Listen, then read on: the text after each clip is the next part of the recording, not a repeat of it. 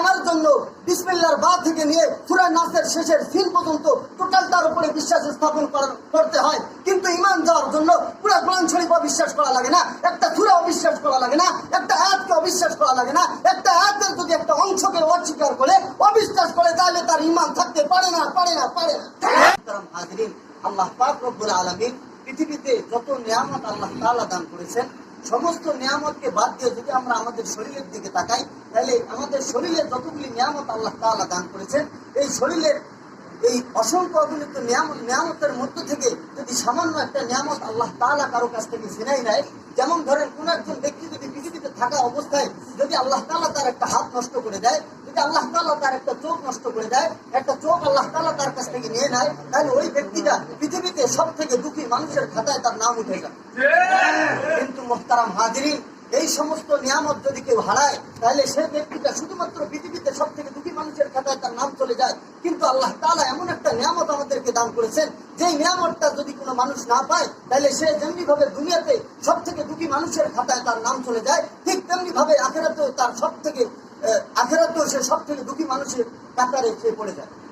সেই নিয়ামতটা হচ্ছে ঈমানের নিয়ামত।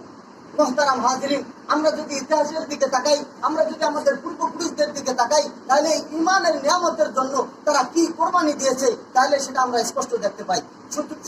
শুধুমাত্র তারাই নয় যে তারাই ঈমানের জন্য কোরবানি দিয়েছে, বরং এখনো যদি আমরা আমাদের পার্শ্ববর্তী রাষ্ট্রগুলির দিকে তাকাই, তাহলে এখনো অসংখ্য অগণিত লক্ষ লক্ষ মুসলমান যারা এই ঈমানের নিয়ামতের কারণে আজকে জালেমদের কাছ থেকে জুলুমের শিকার হচ্ছে। আজকে জালেমরা তাদের উপর দিয়ে স্টিম রোলার চালাচ্ছে।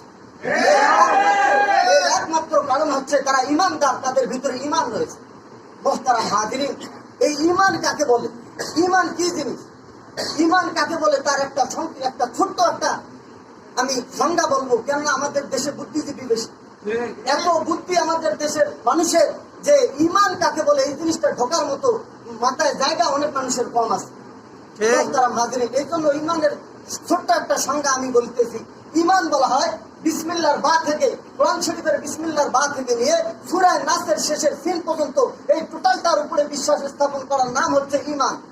মুহতারাম হাজিরিন, আমরা এখানে যারা আছি সকলেই মুসল্লি। আমরা জানি নামাজ সহি হওয়ার জন্য বেশ কিছু শর্ত রয়েছে, তার মধ্যে একটা শর্ত হচ্ছে যে কাপড় পাক হতে হবে। মুহতারাম হাজিরিন, অসংখ্য এইরকম অনেকগুলি নাপাকির প্রকার আছে। একটা কাপড়কে যদি আমরা পবিত্র রাখতে চাই, একটা কাপড়কে যদি আমরা পাক রাখতে চাই, তাহলে সমস্ত নাপাকিগুলোর থেকে এই পোশাকটাকে আমাদেরকে হেফাজত করতে হবে, সেফ রাখতে হবে, তাহলে এই পোশাকটা পবিত্র হবে।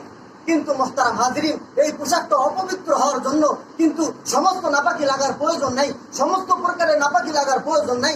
যে কোনো এক প্রকারের নাপাকি যদি পোশাকে লেগে যায়, তাহলে ওই পোশাকটা আর পাক থাকে না, সেটা নাপাকে পরিণত হয়ে যায়। এজন্য ঈমান আনার জন্য বিসমিল্লাহর বা থেকে নিয়ে সূরা নাসের শেষের সিন পর্যন্ত টোটাল তার উপরে বিশ্বাস স্থাপন করতে হয়। কিন্তু ঈমান যাওয়ার জন্য পুরো কোরআন শরীফ অবিশ্বাস করা লাগে না, একটা সূরা অবিশ্বাস করা লাগে না, একটা আয়াতকে অবিশ্বাস করা লাগে না। একটা আয়াতের যদি একটা অংশকে অস্বীকার করে অবিশ্বাস করে, তাহলে তার ঈমান থাকতে পারে না।